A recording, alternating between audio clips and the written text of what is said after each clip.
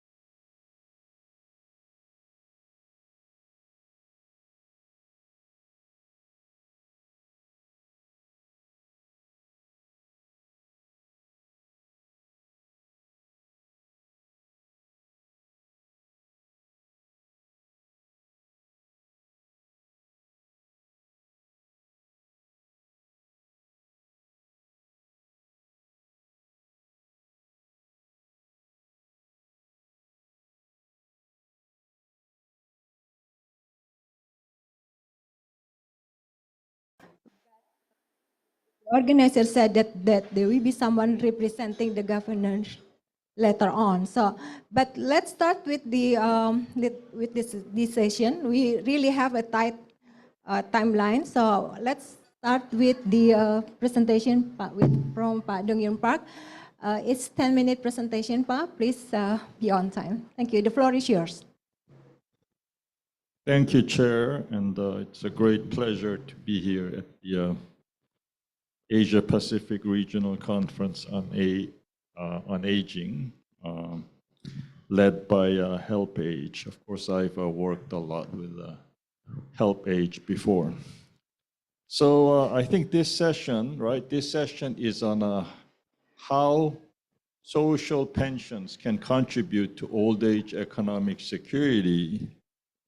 So my presentation will basically help to set the table for that presentation on the contribution of social pensions to old age economic security in Asia by exploring or examining rather the income sources of older Asians, as well as their financial preparedness. In other words, how prepared are they, or how adequate are their financial resources for their post-retirement life, post-retirement consumption. So again,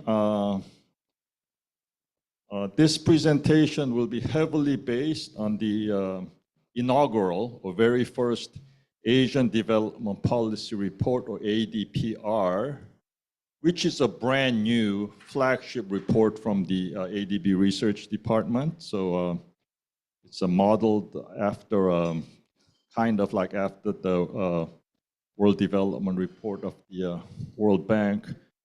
And this will be published once a year. And for your information, ADPR 2025, right? The second ADPR, the topic will be digitalization or digital transformation for inclusive and sustainable development. In other words, how digitalization helps to promote equity, reduce poverty, promote gender equity, and so forth, as well as promote a cleaner environment. But my focus, of course, will be on the inaugural or very first ADPR that was published in May of this year. So without further ado, let me talk about the income sources and financial preparedness of older Asians based on that report. So you can just Google ADB and aging well in Asia, right? Actually, the vast majority of the heavy pulling was done by my colleague Aiko, who many of you who probably know and met. I think I guess one of my main contribution was this nice, easy to remember title, right? Aging well in Asia. Okay, let's go to the second slide. Okay, as you can see, what this slide shows is this. Letters may be a little small, but it shows the sources of income for seniors only. Let's look at the top three rows. Cambodia, this is based on Cambodia micro data, right? Household data from 2019. Seniors only household, no senior household, and senior and non-senior or mixed households, right? And what their income sources are. And as you can see in the case of Cambodia 2019, you can see the blue part, which is transfers and remittances, and that's 61.5%, and the labor income or wages is 6.8%, and then entrepreneurial activity or income from entrepreneurial activity, green one, that's 13.6%, and pension, 10.6%, and purple, other sources, is 7.5%. So what you notice is and this is Georgia 2020 data, Lao PDR 2018 data, and so forth for other countries and other data years. So what you will notice is there's a lot of variation across countries, but one thing that comes out quite crystal clear is that family transfers, in other words, transfers from working age children to their old parents or older parents or senior parents, still remain a major source of income for older Asians across the region, even though the relative importance of family transfers as an income source for older Asians differs significantly across countries. Next slide, please. Okay, so we did a separate survey, right, of older individuals, just to reconfirm what we find. And then again, we did it across the 9 major Asian countries, right? Bangladesh, India, Indonesia, Korea, Malaysia, Philippines, PRC, Thailand, and Vietnam, right? Countries of varying income and development levels and varying economic structures, varying development. It varies a lot also in how well their social protection systems are developed, right? So yellow, family transfer, blue, wage, what is this? Pink, social pension, and green, contributory pension. So social pensions are basically public transfers, and then contributory pension are, of course, pensions to which you contribute, largely limited in Asia, well, in many developing countries, as a matter of fact, to the public sector, right? In other words, if you're a civil servant or if you're an employee of large or working at a large company. So again, you can see a lot of variation across the 9 economies, right? And across different ages. But again, one thing that's quite clear is that transfers from working age children to their old or senior parents are still remain a significant source of income across much of the region, despite sizable differences across countries. Okay, next slide, please. So this reconfirms what we saw in the previous slide with different data sources. Okay, now what this slide shows is pension coverage. So this has nothing to do with benefit levels or adequacy of benefits and so forth, as important as those issues are. So this just looks at coverage. And then green is contributory pension, again, largely limited to civil servants or public sector and workers or employees of large companies, right? So green is contributory pension, and what is this? Orange is a social pension, right? As you can see, the pension coverage is quite limited. It's generally limited. That's especially true for green or contributory pensions, and that's especially true for women and the lower income levels. And Asian countries do somewhat better in terms of social pensions, as you can see. And then social pensions coverage is generally higher, especially for poorer quintiles. By the way, in this diagram, first means the poorest 20%. Fifth means the richest 20%. So pension coverage is generally higher, especially for the poorer population groups. So that does help to promote equity, right? Redistribute income and more generally promote equity to some extent. But that equity promoting element is somewhat dissipated or weakened, because in some countries, for example, look at Bangladesh, even the richest 20% social pension coverage is quite high, even though they don't really need social pensions. Next slide, please. And then, as I noted earlier, older women, right? Of course, they tend to be poorer than older men, right? So this is the top part of this figure is contributory pension by gender, residence, and the economy. Residence mean urban versus rural on the right-hand side, right? Urban is pink, rural is green. So if you look at this, figure, and the top half is contributory pension, bottom half is a social pension. So what comes out quite clearly is this gap, this divide, gender divide between men and women, and in general, older women are likely to be more likely to receive social pension benefits, but less likely to receive contributory pensions. And although this is just about the coverage, the benefits, contributory pensions tend to be lower because due to pregnancy and other issues, other life issues, they tend to have shorter working lives, right? Okay, next slide, please. Yeah, next slide, please.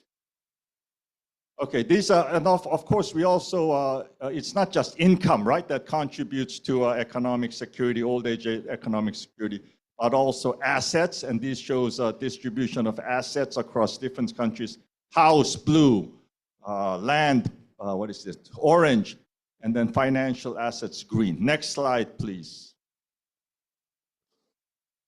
So this shows the share of financially prepared near-old individuals that varies by the economy. So the basic intuition is this. It shows the, what is this? The pink diamond, right? 0.86 for Japan data, 2011 on the far left. What that means is we did some calculations that showed value, total value of your resources, financial resources, and we measured that against your expected, projected, post-retirement consumption needs for people who are 5 years away from their retirement. And this pink diamond, 0.86, that means 86% of Japanese in 2011 were financially prepared for their retirement. In other words, they had enough financial resources to cover their post-retirement consumption needs. And the interesting thing about this is we are preparing to extend this to many developing countries in a study that ICO will lead and I will support. So of course we'll have to make some modifications. For example, in developing countries, assets are often held in the form of houses, right? Which are not that liquid. So we will have to make some adjustment for that. Last slide, please. Okay, Dong-Yun, I think your time Can is I up. just finish? Last slide, please. Okay, family transfers important. Financial preparedness varies across countries. Contributory pensions, low coverage, but social pensions help fill the gap, and John Pigott will say more about that. Governments must foster greater financial literacy, inclusion, and preparedness, and pensions are set to play a greater role in old age economic security. Public transfers likely to expand, but given limited fiscal space and other growing fiscal demands on Asian countries, such as climate change, for example, careful planning and efficient spending is important. Thank you, Dong-Yun Park. I forgot to mention Dong-Yun Park is the principal economist from the Asian Development Bank. Oh, economic advisor of the Asian Development Bank. Here it's just like that. Let's move on to John Pigott, the director of ARC Center of Excellence in Population Aging Research University of New South Wales, Australia. All is yours. 20 minutes, John. Thank you very much, and thank you for the invitation to present here. It's a great privilege to be able to come up here and talk to you. First slide, please. Next, yeah, thank you. So I'm structuring this talk around, I guess, 6 topics. I'm going to begin by talking about pension approaches, a framework, because I think it's quite difficult to think about social pensions or retirement incomes in general without having a framework on which to rely. I'm going to talk a little bit about pension outcomes in the Asia Pacific, but of course, Dong has done a lot of that already. I want to talk about the Australian model, not because I'm Australian. There are a lot of parts of Australian policy that I wouldn't want to share with you, really. But I think we do social security quite well. And then we've done a little bit of modeling, particularly in Indonesia, and I want to share that with you. And then there are some tidying up bits and pieces. Next slide. So this is the framework which we have developed, and it's quite similar to the OECD framework, but it is different from the World Bank framework, and it relies on function. So why do we have any kind of retirement income system at all? I mean, we don't have a system for purchasing cars. So why do we have this? Well, it's because, first of all, people run out of earnings capacity and they're poor, and we need a social safety net of some kind. So there's an adequacy issue, adequacy of some kind of financial resource. And then there's a second function, which is to try to persuade people to smooth their consumption over their life course, not to take a big hit when their earnings capacity is exhausted or when they retire. We think of that as income replacement or consumption smoothing, and that's the second pillar. And then as well, there's a third pillar, which is about, well, what if you're pretty well off and you want a bit of an encouragement to do some more saving or work a bit harder? That's the third pillar, some more voluntary saving. And that breaks up into different possibilities. You could have a universal safety net or a targeted means-tested safety net. You could have a pay-as-you-go contributory system or a funded contributory system and so forth. I'll go into that with some examples. Next slide, please. So here are two examples. One is Australia and the other is Thailand. Very different countries. The framework accommodates both. So in Australia, we have a means-tested Australian age pension, and we began with that. We never had a compulsory contributory pension until the 1980s. But in 1909, we introduced 1990 ini kita sudah pendapatan yang sudah teruji.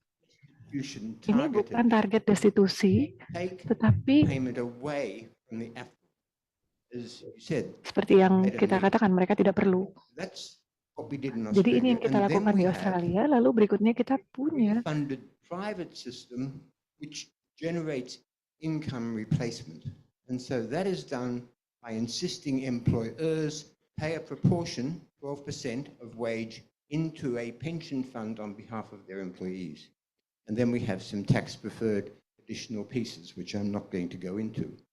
What does Thailand do? As a universal first pillar pension, it has a pay-as-you-go, high social security office pension, and it has a national saving fund, which gives some additional incentives to save more. So they're very different approaches. Next slide, please. But the way all this fits into the country will depend on context and demographics. Every presentation today has talked about demographics. Next slide, please. Structural. And the main structural issue here is informality. So informality in many of these countries in emerging Asia is stubborn, it's long-lasting, and it's high. It's 80% in Indonesia, or thereabouts. Next, please. And there is this very thin fiscal availability. And the numbers are here again. We've ranked them so that you can see where they sit. And finally, next, there is existing social policy. Now, although a lot of social pensions exist, the actual benefits are extremely low, and I would regard social policy in many of these countries as very fragile. So there are these contextual issues which, combined with that framework, lead to certain outcomes. Next slide. So this is what actually happens, and I don't want to spend very long on this because already there's been some material, but there's a range of approaches, anything from universal to completely missing in social pensions, anything from DB pay-go to completely DC funded in contributory. And these are a take on what we think is happening around Asia. Now, it varies, so maybe this is wrong. We think that's what's going on. Next slide, please. But what it means is that for contributory pensions, as already been pointed out, coverage is very low, and coverage is low because of high informality. Australia has low informality, it's up in the top left-hand corner. But most countries in emerging Asia aren't like that. The coverage is low, the informal employment as a percentage of employment goes up across the left-hand side of this graph. So you can see this grouping of countries in the bottom right-hand corner. They're the countries which are actually most in trouble from contributory pensions when it comes to old age financial security. Next slide, please. And social pensions haven't really addressed this because the benefit is so low. So if you look at social pension coverage, it tends to be there's coverage, but actually there's not very much benefit. So there's a percentage of GDP per capita on that left-hand axis, and you can see most countries are down here below 10%. That's a low number. It's very mean kind of social pension to have. Once again, Australia, right? And we'll stop talking about Australia any minute. Australia's up there on the top right-hand corner, right? Has good coverage, right? Because only the rich are excluded, and it has quite a generous level for an individual, 28% of average full-time earnings. Next slide, please. So I guess the important things you might take from the Australian model are adequacy, the idea of means testing or targeting.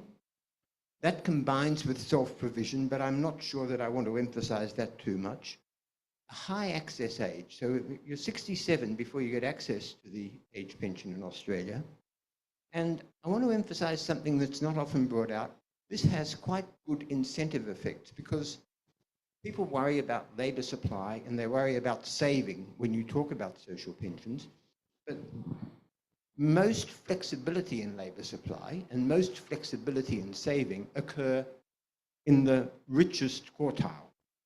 Right? They're the people who can keep working longer, they have good jobs. Right? They're the people who have the discretion to save some more because they have high incomes. They're completely unaffected in incentive terms by the existence of an affluence-tested social pension. And as well, the tax rate they pay to fund the pension tends to be lower because there's less payout.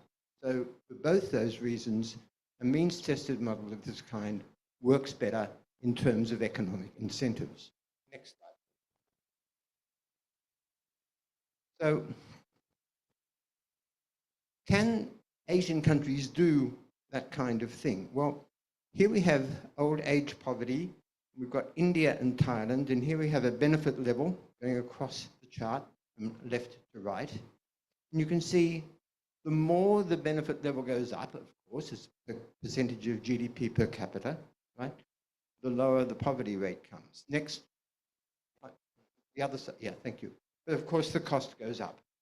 So once you get to 25% or so of GDP per capita, right, Thailand's up to 3.9%.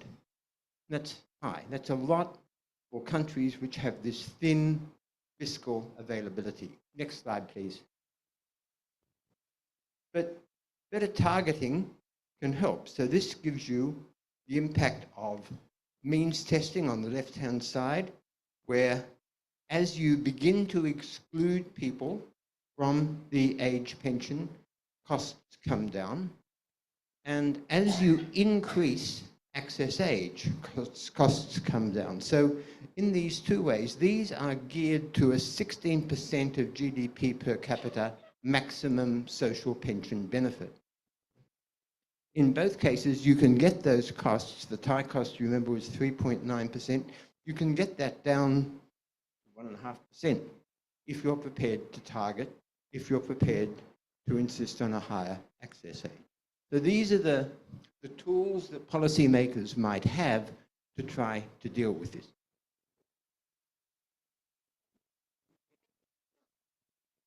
Next slide, please. So we've actually done some modeling from Indonesia which combines some of these ideas. It's what's called an overlapping generations model. To be honest, it's as good a modeling structure as you get in economics for dealing with long-run macroeconomic issues like demographic change. And we've been quite careful in calibrating it. My colleagues here, Peter Watt was a co-author along with someone in Australia, George Kudner. So the three of us have put together this model and then produced a paper, and the paper deals with Indonesia, and it deals seriously with the informal sector, and very few of these models do that. And we looked at a combination of two different pension initiatives. One of them in Indonesia is already in place, which is the increase in the access age of the contributory pension. And the other is the introduction of a very low 6.5% of GDP per capita social pension. And the only means test we had was that if you got a formal pension, you didn't get the social pension. So at least there was means testing introduced. I was talking to Fitowat before, and he was saying, once you give it to everyone, it's nearly impossible to take it away. Because Thailand has, you will remember, a universal social pension. But at least you've taken it away from the people with a formal pension, so you've got the beginnings of a means testing framework. And what we found was that what economists call welfare, right, which I guess would translate best as well-being, in the long run, everyone had higher well-being with a combination of those two policies. And although I'm not presenting it here, right, if you did this not in the long run, which takes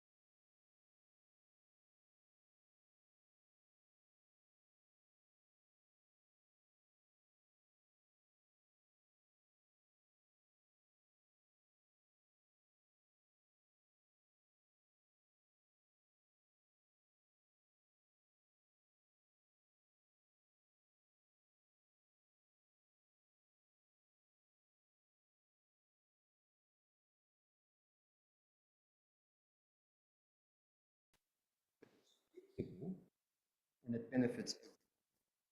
I think that's the most important message, but there is one more slide, and then I'll stop. Next slide, please. So this is to sort of sum up, really, although I've got another summing slide. What I want to sort of emphasize here, I think most, is that family transfers, as you pointed out, are also very important, and they are part and parcel of financial security in retirement, and it can go both ways. If you give a family a social pension, that might fund a child's education if they're co-resident. And there's evidence for that from Brazil, for example. Or you might enable a young prime-age worker to be mobile and go elsewhere to seek higher paid work, as happened in South Africa. So there are benefits that you actually don't normally calibrate when you're thinking about a policy, which can flow from a decent social pension. Final slide, please. So I think social pensions are very important. They're affordable, and they bridge coverage and adequacy gaps that exist in the contributory pension. But actually, I think it's the other way around. I think you should start with a social pension like we did in Australia and only get around to a contributory pension when you have the time. The important thing is to give people some dignity when their earnings capacity has been exhausted. It does all these things. It directs funds to those most in need. Simplified forms of targeting can be developed, like pension targeting. It can reach more people now because people's phones are smart enough. And it's timely now because many countries, Indonesia, Vietnam, China, have either enacted or are considering an increase in the formal access age, which gives you a little bit of revenue flexibility in this space. I'm going to stop there. Thank you very much for your attention. Thank you, John. So we already listened to two presentations, and then we can see that, it's just like a country by country may have a different policy intervention on the pension, right? But it seems the takeaway from what John said is just like blended policy intervention may be necessary. But let's hear from the other panelists. We have our panelists here. One is just like Mr. Pitawat Pun. Just a minute. Mr. Pitawat Punpolkul, Principal Researcher from Bank of Thailand, and then Bapak Muhammad Musaad, the Governor of Southwest Papua. Welcome, Pak Musaad. And then Mr. Hentetsu, Chief Executive of Age Myanmar, and Ferimo Muria, Director of Social Protection, Ministry of Women, Children, and Social Protection of Fiji. So let's start with Pitawat. So I have three set of questions. So each of you can respond to the question accordingly, each 4 minutes.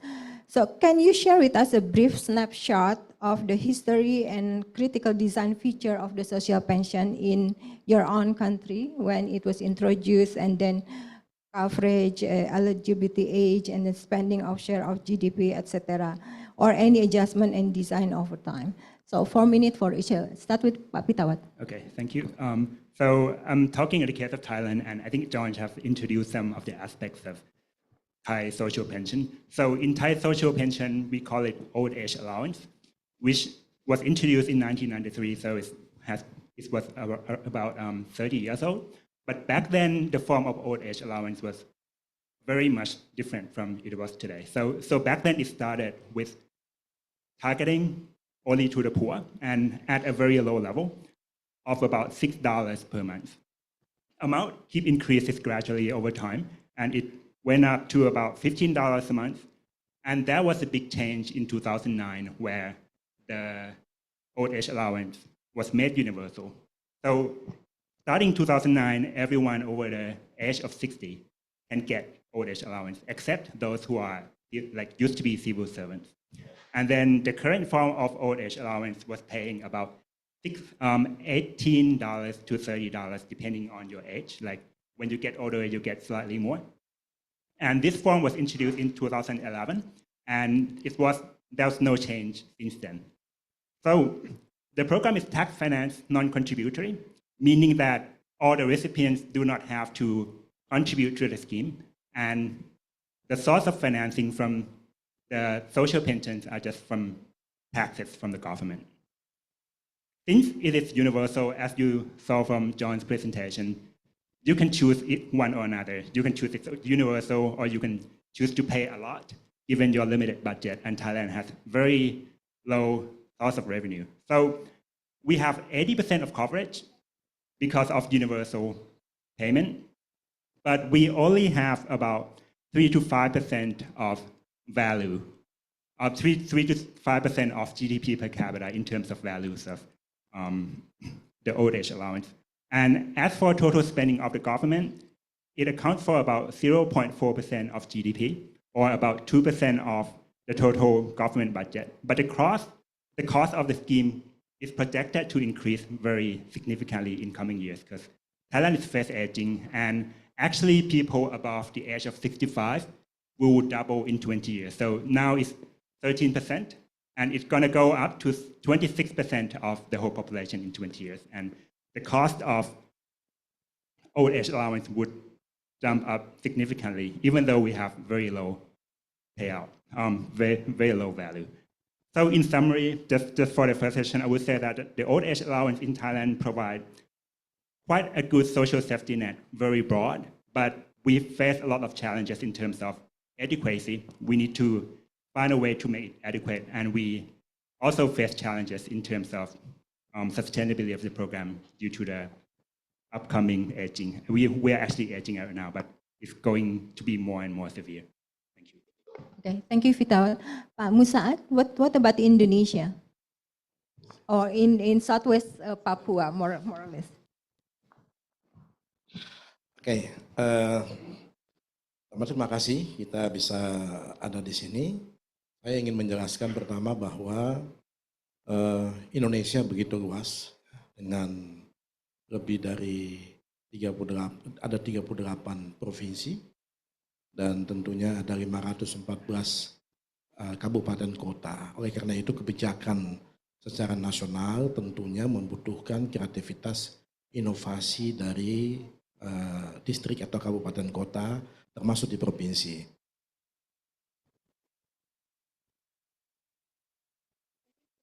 Sebentar Pak Musad, perlu device, tolong ya cepet ya device.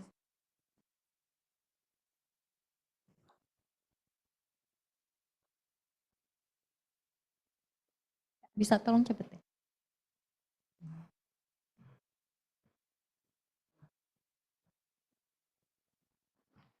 Pak Musaad, mohon untuk diulang dari yang pertama karena mereka bisa mendengarkan. Sorry. Please. Oke, terima kasih atas pertemuan yang sangat baik ini.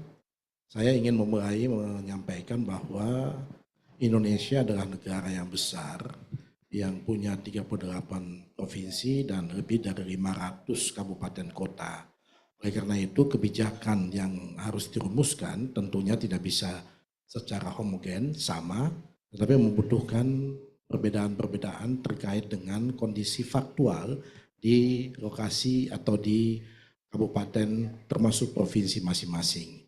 Kami di Papua misalnya secara Papua kemiskinannya masih sangat tinggi dan juga kondisi orang tua kita, usia lanjut kita juga masih sangat banyak.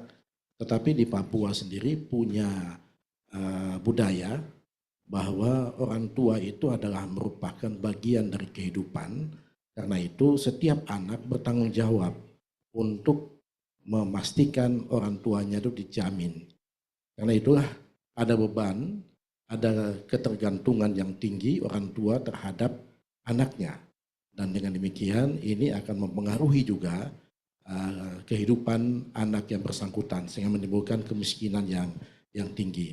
Oleh karena itu kita pemerintah Provinsi Papua Barat Daya, ini provinsi yang ke-38 di Indonesia yang baru terbentuk pada bulan Desember tahun 2022, mencoba untuk merumuskan satu program untuk lansia, untuk yang berusia lanjut, yang sejak tadi kita kita sebutkan dengan semacam pensiun sosial, tetapi kita menggunakan istilah paitua. Paitua dalam konteks bahasa Papua itu adalah orang tua, dan maksud dari format paitua ini adalah perlindungan hari tua. Jadi untuk meningkatkan kesejahteraan orang tua tersebut, kemudian juga untuk memastikan mengurangi beban tanggung jawab dari setiap rumah tangga, anak muda, yang anak-anak atau anak dari orang tua yang bersangkutan. Inilah rumusan kita yang baru kita mulai di tahun 2023. Dan kita memberikan bantuan langsung ya, tunai kepada setiap orang tua yang usianya 65 tahun. Sebenarnya kita berkeinginan untuk memberikan bantuan langsung tunai kepada setiap orang tua yang berusia 60 tahun. Tetapi karena keterbatasan fiskal yang kami miliki, maka kami baru mulai dengan 65 tahun dan kita harapkan beberapa tahun ke depan nanti kita turunkan menjadi dalam usia yang 60 tahun. Ini sudah di launching oleh Wakil Presiden Republik Indonesia. Setiap orang tua itu kita memberikan santunan hari tuanya sebesar 250.000, sehingga setiap orang akan terbantu untuk membiayai kehidupannya. Dan beberapa hal yang menjadi penting dari program ini adalah sekaligus kita memberikan pemahaman, memberikan pembelajaran kepada setiap orang tua, tidak hanya mendapatkan uang, tetapi juga bagaimana memanfaatkan uang yang diberikan pemerintah itu secara efektif, terutama untuk menunjang kehidupannya. Dan dalam konteks kepapuaan biasanya keterikatan antara orang tua dengan anak ataupun orang tua dengan cucunya ini sangat kental. Karena itu ini diharapkan akan membantu meningkatkan kesejahteraan lanjut usia dan menurunkan kemiskinan.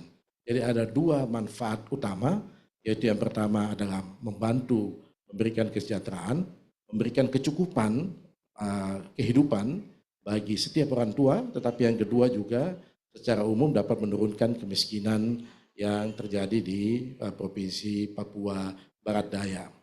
Kemudian yang kedua yang juga ingin kami sampaikan bahwa sampai dengan tahun ini kita sudah menyiapkan 40 miliar dari 1,7 triliun dana yang menjadi fiskal dari Provinsi Papua Barat Daya dengan sebesar 2,05%. Ya, ini juga menurut kami ini adalah merupakan salah satu upaya untuk bagaimana kita bisa menjangkau orang tua kita khususnya yang usia 65 tahun ke atas. Kemudian mohon maaf 1 menit lagi Pak Gubernur. Kelompok sasaran yang 65 tahun ke atas inilah yang kita harapkan bisa memberikan kontribusi juga untuk pengurangan kemiskinan ya di Provinsi Papua Barat Daya. Intinya bahwa melalui program ini ada 3 manfaat besar yang bisa kita dapatkan. Yang pertama itu adalah memberikan jaminan sosial, kesehatan, kesejahteraan bagi orang tua yang usia 65 tahun ke atas. Yang kedua bisa menurunkan kemiskinan secara kumulatif di Provinsi Papua Barat Daya. Dan yang ketiga yang juga tidak kalah penting adalah kita juga berkolaborasi, meningkatkan kolaborasi dan memberi akses ya, keuangan bagi orang-orang tua kita karena ini berhubungan dengan perbankan. Jadi mereka juga bisa mengakses perbankan dan dengan demikian juga dari aspek penataan kependudukan ini juga bisa semakin terjamin. Saya kira ini adalah model yang kita kembangkan dan mudah-mudahan ke depan kita bisa menurunkan lagi yang tadinya 65 tahun menjadi 60 tahun sehingga cakupannya semakin besar. Saya kira ini adalah salah satu model yang sedang kita kembangkan di Provinsi Papua Barat Daya, provinsi terakhir, provinsi ke-38 di Indonesia. Terima kasih. Thank you Pak Gubernur, Pak Musaad. So it's very interesting, right? I mean, Peter, what before is just like saying that the Thai model is evolving, right, from targeting to universal pension, and then based on the tax. And Pak Musaad from the Southwest Papua said it's just like previously in Southwest Papua, people depending on the family support. But now the government introduced the program social pension. Started 23, and then based on the tax financing. Although the fiscal is still 2.3% of the APBD ya Pak ya, but it started and then it's given to the people age 65 and above.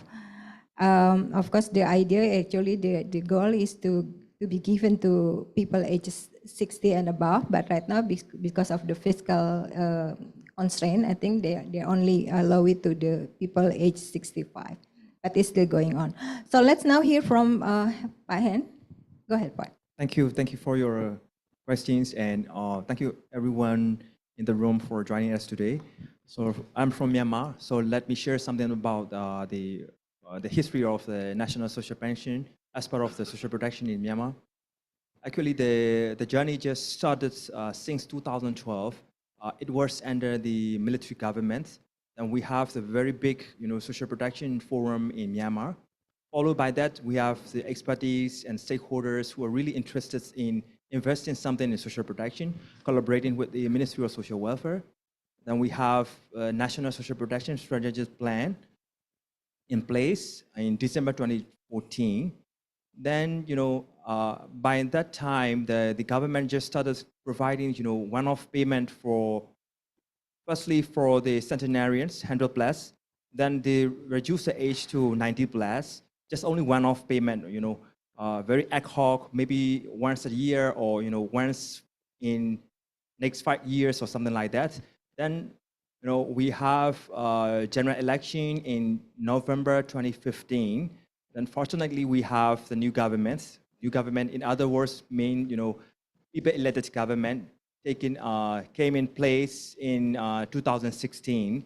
Then we have the law, elderly law, and then most importantly, what we see is the political will embedded in the new government. No, they just want to quickly want to do national social pension. Whatever they have, without thinking about the infrastructure and the benefit amount, they just want to do that. So finally, they just roll out the first ever national social pension by April 2017. That was like 10,000 checks per month for the older people above the age of 85 through universal coverage, so universal social pension. But the amount is not too much. By that time in US dollar, we can say like $6 or $7 per month.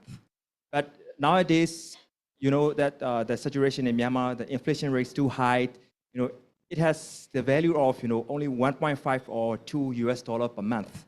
It's a bit pity for our country, and then if we say about the adequacy, it's not enough. We cannot really eliminate the poverty using that $6 or $7 or 1.5 or $2 per month. The only thing that we want to do is to establish the system, delivery mechanism within the country, in collaboration between governments and NGOs, CSOs, and UN agencies. Then once, in 2021 in February, the military coup happens. Then it's followed by COVID and things like that, and but we have the strong system of delivering national social pension. That's why we even have the expansion of the social pension through the horizontally, vertically for a moment during the COVID period under the economic relief plan. That is a really good thing, but it's not like the lifetime, changing the age or something like that. But we just only stick to the national social pension, 85 plus. When you look at the sharing as the GDP, it's only like 0.02%. It's very low, that I mentioned before. And also, if you look at the percentage of the GDP per capita, it's like around 9%. John also already mentioned about that. So this is just the history, but if you look at what is happening today, it is very difficult to say something about that because of the minimum engagement with the government, and also have the conflict happenings everywhere, and and also the criteria for the national social pension is just to look at the age, just to verify the age, just to show the national registration card to prove that you are Myanmar citizen. And then sometimes you have to prove your residence, just to avoid some overlapping or of the beneficiaries in the database. So that's what we have as the history of the national social pension. Thank you. Thank you, Dr. Han. So it's the silver lining actually is just like the political will of each country providing something for its, the aging population, but then the adequacy and also the sustainability of the program itself becoming an issue for the government. Let's hear from the Ferimo now. Please go ahead. Thank you, Bolovinaka. I believe we'll share some story from Fiji as well. Fiji Social Assistance Program are non-contributory, so it's all transfer in cash with the objective of supporting the vulnerable in the society. It does not mean that we have a lot of money, and that's why it's non-contributory, but we are just vulnerable. We are located in the South Pacific, and tropical cyclones always want to visit us every 10 years and completely wiped out a huge chunk of our GDP. And that is why we design our social assistance system in such a way that it's non-contributory. With the assistance of our donor partners, we have realized that with a growing rapid population aging, combined with the lack of adequate social security or social protection programs, will likely increase poverty among older persons. So in 2013, we introduced the social pension scheme in Fiji, which cost around 0.04% of our GDP. So at that time, the age was 70 years, and we paid $30 Fijian a month But over the years, the age was gradually reduced to 68 years in 2016, and then 66 and 65 years later in 2018. Simultaneously, allowance was also increased from $30 to $50 a month, and then we move it up to $100 per month. And now we are paying $115 for older persons that are 65 to 69 years old, and we are paying $125 for those that are 70 years and above. As you can clearly see, we are using a phased approach here to ensure that there is sustainability. Otherwise, we will be broke and we will come to you to ask for money. So in 2013, we are only assisting 8,047 older persons. In 2014, it goes up to 11,615. But now, we have a total of 54,500 plus individuals that we are currently assisting under our social pension scheme. And on top of their social pension allowance, we are, in this financial year, we are introducing $25 cash top-up to cater for their transportation allowance, so that they can have access to healthcare facilities and also reduce the incident of loneliness where they're just locked up at home. They need to travel around and visit their buddies and their peers and have a discussion on what is actually going on and how they can move forward together. But before, we are using a transport card, but we opt for cash top-up so that they can just choose their mode of transport. It's still a work in progress for the government of Fiji, and with collaboration like this, maybe we can proceed and reduce that gap. Vinaka. Thank you very much. Okay, so it's basically it's just like, again, the policy involvement of this one depending on just like what you said, John. It's just like one of them is the structural, demography, and also the fiscal aspect of it, right? Let's move on to the second question. So I think some of you already touched about this thing, but maybe let's repeat a little bit. So across Asia, there is also a considerable variation in the level of adequacy of social pension benefit, right? Can you tell us more about the benefit level in your program? Some of them, some of you already mentioned it, but how they get adjusted, and some of them actually it's more the political decision, right, in your country. And then the more important thing actually, what is the evidence that there is an impact of the social pension provided to your people in your country? So maybe start with Pitawat again. 3 minutes, please. Okay, so back to the case of Thailand. So I think it's quite hard to switch your head around with different countries. So for the case of Thailand, in case of benefits, as I told you, we are providing about $18 to $30 per month. And, well, depending on the recipient's age, of course. And this is constitute one of the lowest. There has been several attempts to increase the level of the old age allowance in Thailand, but it didn't go through. But I also don't want it to go through without first like laying out a good structure of how like ultimately we want the scheme to be. Because as I just discussed with John, once we give away high universal pension, it's very hard to take back, and it will result in a very high fiscal cost in the future. So increasing benefits, of course, must come with increase in government revenue. And in Thailand, we are one of the lowest VAT rate in the world, only 7%.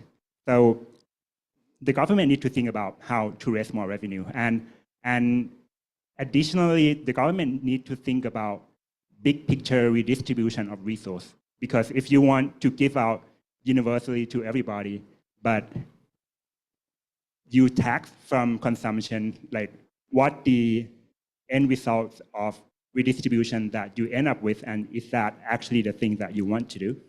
In terms of reducing poverty, actually, although it's quite small, the old age allowance play a quite important role in elderly income. And 1 in 5 of people over the age of 60 report old age allowance as the main source of income, and that's very striking. And this number go up when you get older. So almost 1 in 3 persons over the age of 70 report getting old age allowance as a source of income. So I think that old age allowance has its roles, but I think it's more of the complementary role. And if we think back the true solution to old age income adequacy lies elsewhere. Like theoretically, we know that there are 3 sources of income for old age. So you either save for yourself, and this is quite easy and doable if you are formal workers. But if you are in the informal workers, which is 2/3 of workforce of Thailand, this is very hard. I think there's no other country that are successful at drawing informal workers to save. One of the reasons is that people are just living hand to mouth. They just don't have enough savings. So essentially, it go back to other policies like equal access to education, equal access to health, equal access to finance. Try to make them more skillful, more productive, so that they earn more, and then you can encourage them to save more, right?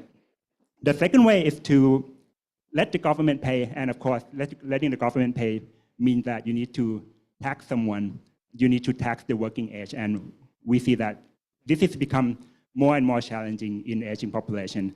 And the third way out is to expand opportunities to the elderly. Like in the previous session, I was listening to expanding work opportunities to people over the age of 60, and I think it should be done more in the case of Thailand as well. And we should also throw out the age discrimination, which is still quite widespread in Thailand. Like a lot of job applications require you to be below the age of 35. So once you get past the age of 35, it's very likely that you cannot get back to the formal workers. So I will leave it there. Thank you. So it's very interesting. So at the end, actually, it's just like the pension itself. I mean, in terms of the cash transfer, in terms of the pension, right? The cash transfer or contributory, that's not enough. But the most important thing, actually empowering the people. So give them access either to the skill or the education or the health. So it's a really blended policy that's really necessary. Okay, Pak Musaad, what do you think about the Southwest Papua? Ya, jadi kami memang di awal program ini kita lakukan, kesulitan utama kita adalah memastikan bahwa setiap orang tua yang usia 65 tahun itu mendapatkan haknya. Karena memang kondisi geografis di Papua yang begitu sulit, ya, sehingga pendataan ini menjadi penting. Karena itu kami juga berterima kasih kepada program Defed Skala yang membantu kita untuk merumuskan pendataan terhadap pihak-pihak yang berhak untuk mendapatkan program ini. Kemudian yang kedua yang juga menjadi perhatian kita adalah keberlanjutan. Karena program ini masih bersifat spesifik di Papua Barat Daya dan itu dilakukan ketika saya dipercayakan menjadi penjabat gubernur Papua Barat Daya. Ini adalah satu pekerjaan besar bagaimana meyakinkan pemerintahan selanjutnya untuk program ini berkelanjutan. Bahkan sangat bagus kalau program ini kemudian menjadi program secara skala nasional. Dan yang ketiga yang kami harapkan bahwa melalui orang usia tua kita yang sangat memang dilihat dari besaran ini tidak terlalu mencukupi kebutuhan mereka, tetapi memberikan kebahagiaan, memberikan semangat hidup bagi setiap orang tua kita. Ini terlihat ketika kita mendistribusikan mereka dengan sukacita, dengan senyuman manis, menyambut apa yang kami berikan itu. Dan ini adalah saya kira bisa menambah usia harapan hidup bagi setiap orang tua kita. Terima kasih. Thank you, Pak Musaad. So data is just very important because the it's targeting like targeted people. And also it's just like the sustainability of the program itself is very important. But I think like Pak Musaad said, the government of Southwest Papua is really committed to giving these people financial protection. Let's move on to Pak Hen. Go ahead. Thank you. In our case, the universal social pension is non-contributory. And then, as I mentioned before, when we talk about the adequacy and amounts, it's too small, just like the 6-7 USD. Nowadays, it's only 1.52 US dollar. Nothing to do with that, But, once we started this program from the government and the stakeholders, their main purpose is not just to, relieve the poverty, just to have the, design in place. And also we have the other reason, like, we want to see the, the solidarity and national reconciliation and then social cohesion in the community when we do the, universal social pension for the older people above the age of 85 across the country, regardless of the, states and regions where they live, once they prove that they are Myanmar citizen, you will get that. So the first one is to have the solidarity in the community. The other one is that, the Foreign Ministry of Social Welfare has very weak, administrative system. That's why they cannot really make, poverty testing or, just to identify who is poor, who is poorer, and who is less poor. Very difficult to do that. So that's why, for the administrative purposes, you just want to do the universal social pension. And the other thing is that, when we talk about the impact, what happened after providing this national social pension, very difficult to say, but we had, the study called result assessment of the national social pension in 2020. According to the reports, we found out that, the benefit of, intangible, advantages, intangible benefits for the older person, like, they feel valued, they recognized by the government, they have the renewed, independence and autonomy in their home, in their community. So that's just part of the impact. So we see the very huge, intangible benefits for the older person in our country. Thank you. Thank you, Pak Hen. It's very interesting because you said it's just like universal pension in your country. Actually, it's done. Basically, it's also because of the data barrier, right? The administrative thing. So instead of building the data, let's go with the universal coverage, right? So it's more operational aspect of it. Pak Ferimo, what do you think about your country, Fiji? Thank you. As I mentioned, we don't have enough money in Fiji, so we can't give it to everybody. So we use a social pension scheme that is pension tested. We have two main criteria, and that is you have to be 65 years and above, and you're not recipients of any other pension, and you'll be eligible for that pension. This was our preferred approach of enhancing social protection and to ensure vulnerable aging population have some means of support to age with dignity. This program is one of the well-performing ones, as it has it's actually supported the older persons to continue with sustainable livelihood. Also resilience building, because we also use the same system to give direct cash top-up during natural disasters.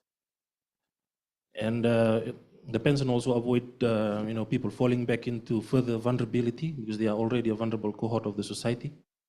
And it also minimizes the stigma associated with receiving social assistance, as it is more of a rights-based approach due to the age eligibility than the need-based. It was also easier and quicker to process, noting that it only required a birth certificate to confirm the age and the declaration to confirm that your pension status. But the challenge that we face in Fiji is that we have standalone systems that are not talking to each other. So it's sometimes hard for us to verify the information that is given to us by individual recipients.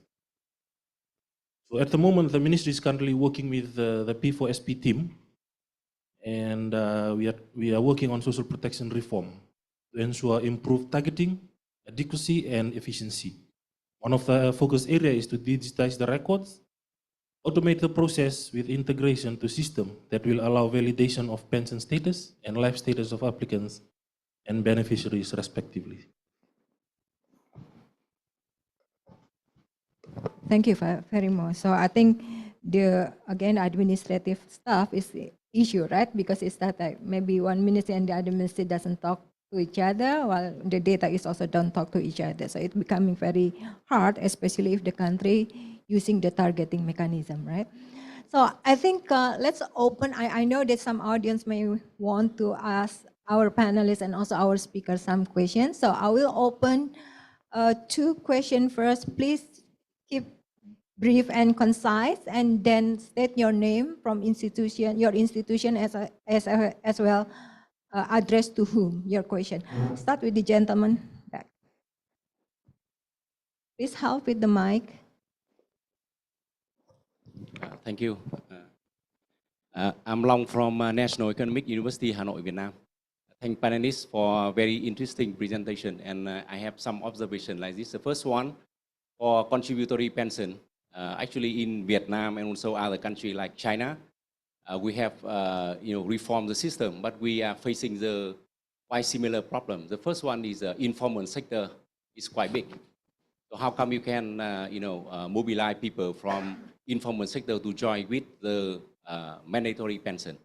The second one is that in Vietnam and in China, according to the population structure, the baby boomer now become so-called the sandwich generation. It means they are in charge of, income security, not only for themselves, but for their children and also their parents and even grandparents, because their parents and grandparents also non-pensioner, because they didn't participate in any pension system.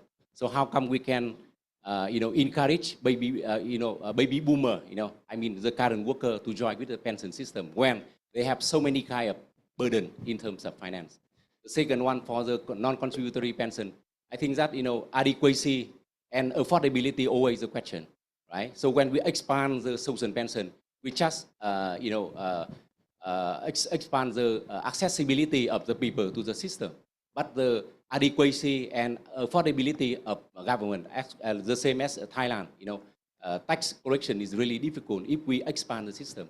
So we think that combining between the contributory pension and non-contributory pension should be efficient, in which we should expand the contributory pension rather than expand the non-contributory pension, because the tax base in the aging population will be very heavy burden for the future working generation.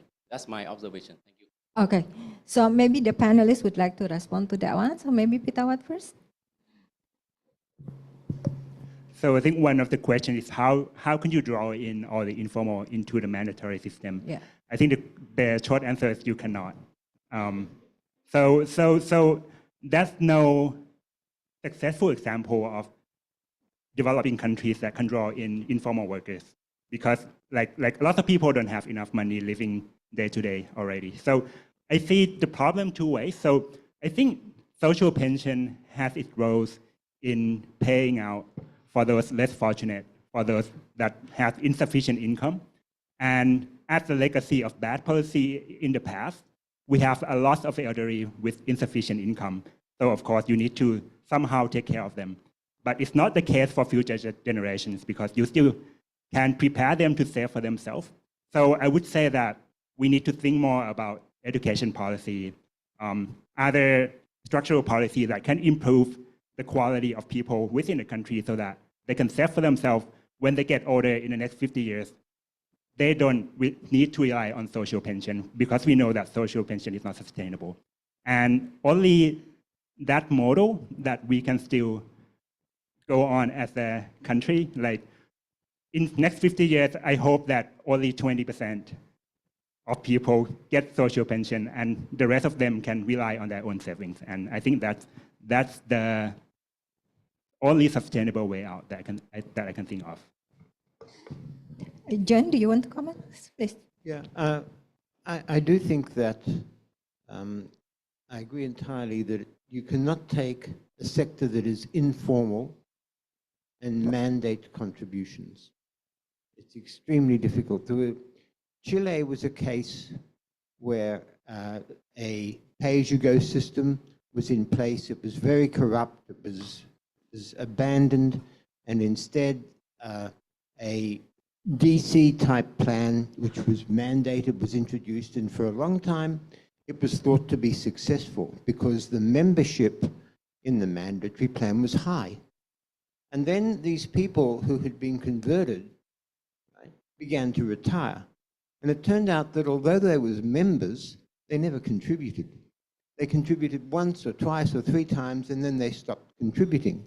And this was not actually perceived. The density of contributions is extremely important, and to take people who are in the informal sector and to oversee adequate density of contributions over a long period of time is really not a bureaucratically feasible operation.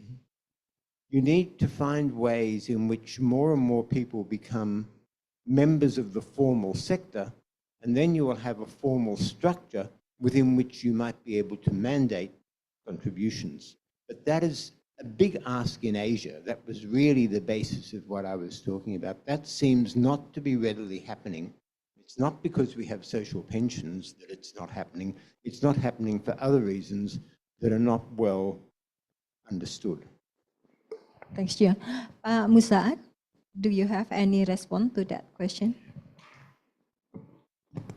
Oke. Memang kita sulit untuk menjadikan ini sebagai program yang Wait a minute, Pak Musaad. I think the gentleman need the earphone.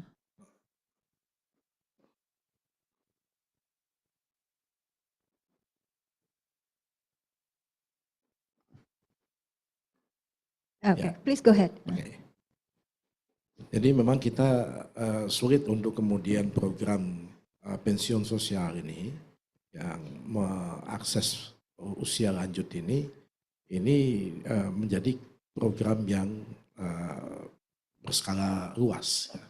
Spesifikasi dari masing-masing daerah, terutama kami di Indonesia dengan berbagai macam spesifikasinya, berbagai macam konteks daerah masing-masing, tentunya ada kesulitan untuk ini cakupannya menjadi cakupan yang lebih luas, ya, bersifat nasional dan sebagainya.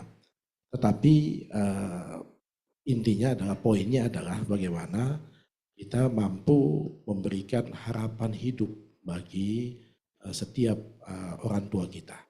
Bahkan dengan ini semacam stimulan untuk orang-orang tua kita untuk lebih percaya diri, dan mereka mungkin dengan sumbangsi kontribusi yang terbatas itu juga boleh memikirkan juga bagaimana menambah income bagi kehidupannya. Ini sebenarnya poin yang ingin kami kembangkan untuk masing-masing calon penerima di wilayah kami. Terima kasih. Thank you, Pak Musaad. So basically, just like social pension is supplementary benefit, supplementing the other policies. So it's not the main benefit for the people, but the bottom line actually, again, empowering the people themselves. Pak Hen, do you have any comment on the question from the gentleman? Yeah, in our case, yes, you're right. We have challenges not only in adequacy. We have problem in the affordability and also the accessibility. For affordability, for the current situation, under the military government, they cannot afford even for the 85 plus or $1.50 or $2 per month. They cannot even afford that at that time. And they have very big gap in the fiscal, financial year. They have big constraints in that. And also for the accessibility issue, we have the very big, exclusion of, minority groups living in the border areas, and also people living in the conflict area that is really under non-governmental control area. So they don't have, they cannot prove their age. They cannot even sometimes prove their citizenship. And also they don't have the former general administrative system in the community. So they don't have chance to get that national social pension. Yeah, thank you. Pak Ferimo, do you have anything to respond to it? I think the panel have covered it well. And that's why we have a very different social pension scheme model in Fiji, covering the informal sector properly, and that is why it's pension tested. Pak Dongin, do you have anything to respond to the gentleman's question? Yeah. Yeah, just a quick observation. I think something Tip would agree. I think it's important to realize the limitations of social pension. They are not a silver bullet or panacea. I mean, the Thai gentleman talked about how very little or limited the social pension benefit level is, but that's true for most countries, including my country, which is pretty high income, Korea. So I think it's important to note that it's a supplementary, you have to supplement it with other measures, and social pensions is not a silver bullet for old age poverty. Thank you. Yes, please. The second one. The mic, please. Gentlemen. Please state your name and then to Okay, whom thank you address very the much question. for this very interesting session. My name is Reiko Hayashi from Japan, National Institute of Population and Social Security Research. It's a long name. So actually, it was interesting that you have mentioned that social pension will give happiness. Yes, it will give happiness because it is cash, but in some country context, sometimes this kind of cash payment is used for election, for example, to get the vote. Sometimes the older people are going to vote more, and then it is more effective to pay cash to these people to gain vote. So if you have any idea or opinions about it, I'd like to know. And then also the second thing is that you have mentioned about social pension with means tested. And then if it comes to the means tested, then how about what's the differentiation between normal poverty alleviation or public assistance? If you have giving money for very poor people, then how you distinguish between older people and younger people? And for the other people also, I'd like to ask, if you are giving money to older people, isn't the young people complaining about it? It is happening in my country, in Japan. But anyway, for example, Canada tried to do the basic income. And then now the pension is like basic income for older people, but not for the younger people. So I wonder if in your country, if you have this discussion, if you should give money for only older people or for younger people. But then anyway, if there are so many older people, like in my country, in that case, it is pension system is becoming more and more like basic income system. And then last question for John or Professor Pigot, that in 1980, you have, you have the contributory system only from 1980. That means that there might be some new needs. Social pension was not enough. So what made Australia to introduce contributory pension? Thank you. Thank you. So let's start with Pak Musaad first. Pak Musaad. Pertanyaannya adalah kalau tadi kan Bapak mengatakan itu untuk kebahagiaan ya Pak ya, tapi ternyata ini juga dipakai untuk election gitu. Bagaimana respon Bapak? Ya, jadi khusus yang kami lakukan ya. Jadi ketika hari ini Indonesia itu semua banyak gubernurnya, pejabatnya adalah penjabat sementara ya yang diangkat untuk menghadapi pemilu nanti, maka kebijakan-kebijakan ini menjadi formula yang ingin kami tunjukkan dan diharapkan nanti pejabat yang definitif akan melanjutkan ini. Walaupun memang kemungkinan untuk meningkatkan elektabilitas bagi seorang kepala daerah itu sangat mungkin, tetapi ini didesain ya dan kami harapkan ini berkelanjutan sehingga kalau ada impact terhadap elektabilitas diharapkan itu bukan menjadi suatu rencana ya, tetapi itu apa yang dibuat tentunya siapa yang menabur dia pasti yang akan menuai gitu. Tanpa harus memastikan bahwa ini untuk kepentingan election itu. Jadi ini baru kita mulai dan kita harapkan dalam dekade-dekade ke depan ini bisa menjadi program yang paten yang bisa terus secara menerus tanpa tergantung kepada calon daripada kepala daerah yang bersangkutan. Demikian. Okay, so it's the initial goal, of course, for the government is just like protecting financially for the aging population.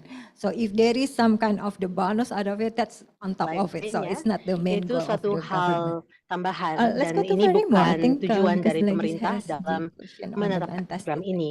Thank Saya you, rasa bahwa ada Madam, pertanyaan for your lain. questions in terms Terima of, kasih using atas social welfare pertanyaannya or social mengenai systems as bagaimana a political bantuan sosial get dan vote. juga transfer tunai untuk Personally, kesejahteraan in my masyarakat view, dapat digunakan untuk that alat we should not politik. be using Saya vulnerability rasa for political bahwa knowledge. kita seharusnya tidak Because menggunakan we have a duty, kerentanan masyarakat sebagai the people suatu that hal we yang serve, kita manfaatkan we need to untuk perform it keuntungan accordingly. sendiri. Kita And memiliki tanggung if there jawab are elected dalam officials sitting here, then maybe they are in a position to comment on that.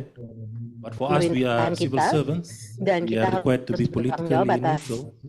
tanggung Just jawab yang implement diberikan whatever kepada it is kita. that Kita is menerapkan decided, or ASN dan policy kita harus decision that netral needs to secara be politik dan implemented. menerapkan atau melaksanakan. In terms of targeting, I believe I have mentioned in my presentation that we are currently working with DFED and the P4SP team in our social protection reform to look at how well we can do targeting. And we are not only implementing social pension scheme, we also have Kita tidak 6 hanya other social mengembangkan skema protection ini, ada programs juga for 6 different program perlindungan people, different untuk cohorts of society. tokoh So we have yang berbeda. our care and protection allowance for children. We have a disability allowance for persons living with disabilities. And we have the social pension scheme for older persons, and we have family assistance schemes for families with no source of income. So those are the programs that we have. And during COVID, we also come up with unemployment benefits that we pay out to people who lose their job. And after that, it goes back to our 6 social protection program. Thank you. So government have many government intervention for the poverty Yes. reduction, and not only the social pension, right? John, let's go to John first because the lady had a specific question for John. Thank you very much. I'm just reflecting, Fiji and Australia have a lot in common, it seems to me, in terms of social protection. We should talk more. I guess there are 2 points. The point about general benefits versus aged benefits. You say, well, why shouldn't they all be at the same level? Well, I think what constrains giving too generous benefits in working age is that there are very many margins on which people can substitute. They cannot train so much. They can find other reasons, sickness or whatever, not to work when they're able to work. What's unique about the age pension is that it's typically given to people at an age when their earnings capacity is largely exhausted. So it's not as if you are pushing them out of work or giving them incentive not to work. That's not an option for them, or at least not a viable option for them. And for that reason, you're able to be more generous, right, at later ages. And the Fijian example of going up at the age of 70, I think, partly reflects that.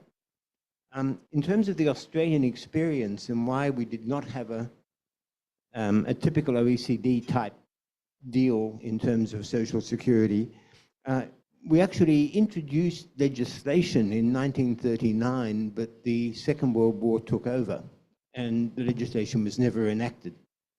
And then in 1975, again, we had similar legislation prepared, but there was a constitutional crisis, our only constitutional crisis, what? The only one. And, and that legislation was put aside. And then by the late 80s, by the mid 80s, it had become evident how challenging it was to take a pay-as-you-go system and make it sustainable.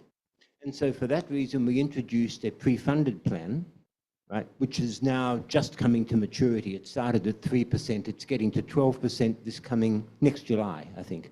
And 12% is the target contribution. So it was a very tortuous history, but it had nothing to do with elections. Okay, so I think the last question actually, are the younger people complaining about providing this one? Go ahead, Witawat. Just want to share some thoughts. So that's actually one study, I cannot remember the name of the author. They say that younger people care more about physical sustainability than the older. And I think it makes sense. Like if we think that all of us want to maximize our own happiness, given different decision-making horizons, the older generations or the older people have shorter decision-making horizon. So they try to reap most the benefits. Like if you think of it selfishly, if you think that everybody are selfish, so it end up with when in aging society, people might support more of social pension because it benefits them more, right? So I think the thing is that we need to make everybody realize and think in terms of what we call social sustainable development, which is the frame meaning that we're not only trying to maximize our utility or our happiness, but we think in the longer horizon. And we also think that we want the next generation to have equal access to resource and to be as equally happy as our generation. So if we think into that framework, then we won't want to draw or borrow resources from future generations.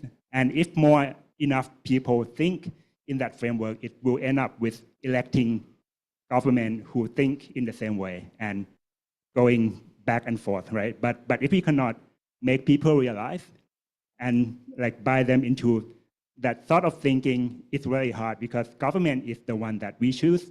If a lot of old people are in the economy, if a lot of old people want social pension, want to increase social pension, you end up with government that will support social pension. Okay. Dong-Yun, do you have any? No? Okay. Han, do you have? Sure. Yeah, I have one lively experience we had in the military government, just really related to your first questions, no? Election versus social pension.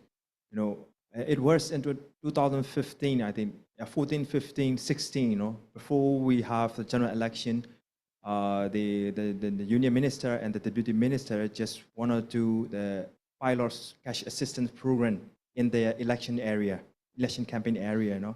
We were also part of that. Unfortunately, both of them were not elected in the election, but we have very good opportunities from this lesson, you know, because this pilot program period is from 2015 to middle of 2016. Then we have a new government, people elected government in April 2016, no? So once the government taken in place, they see the pilot social pension program, so that they automatically, you know, have the political will to continue this program as national social pension. So we have so many things to appreciate the old government. Anyway, yeah, it's a story to share with you. Thank you. Oh, very much. Okay. Yeah, I just want to address the fact of younger people complaining. Let them complain. If they are complaining and they are working, then must be because of the tax that they are, you know, deducting for the program. But if they are unemployed and they are complaining, then that's a different story. Because we have seen that you know, over the years when we provide assistance, we create that sense of dependency on government assistance and handouts. And there are generations coming up there and they don't want to work hard for the benefit of their country. Thank you. Thank you very much. I think it's very interesting discussion, but unfortunately we have to wrap up. But let me conclude first. So I think go back to the presentation of the speaker, right? There is no one program or one strategy need to be taken, you know, but it has to be blended depending on your country, condition, situation, etc. And it's very obvious that when we talk about the protection for the aging population, right, we cannot see it in the very narrow scope, but we also need to be, you know, interconnected with the other government intervention program, including the younger generation, right? They are working and they are paying taxes, so it's a more macro intervention that the government needs to be taken care of. Intersectoral and also multi-sectoral intervention, I think it's very important. So that means the communication and coordination, you know, the hard skills, the soft skill stuff are very critical, including later on, whatever that we talk about, right? The best practices at the end. I think if we are talking about the public policy, political aspect of it, it to be considered heavily. So I think let's give the round of applause for the two speakers and also the panelists. Thank you very much. And also I think I was asked by the organizer to announce that at the end of the session, right? The dinner will be starting at 6 o'clock, and people who want to join the dinner can get invitation card at registration desk. Thank you very much. Thank you so much. Good discussion. Pak Gubernur, terima kasih banyak Bapak. Thank you, Thank you very much.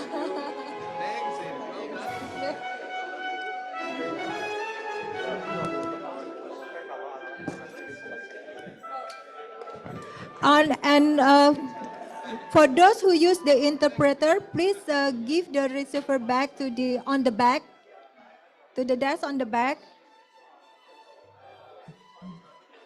Ini diambil. Thank you.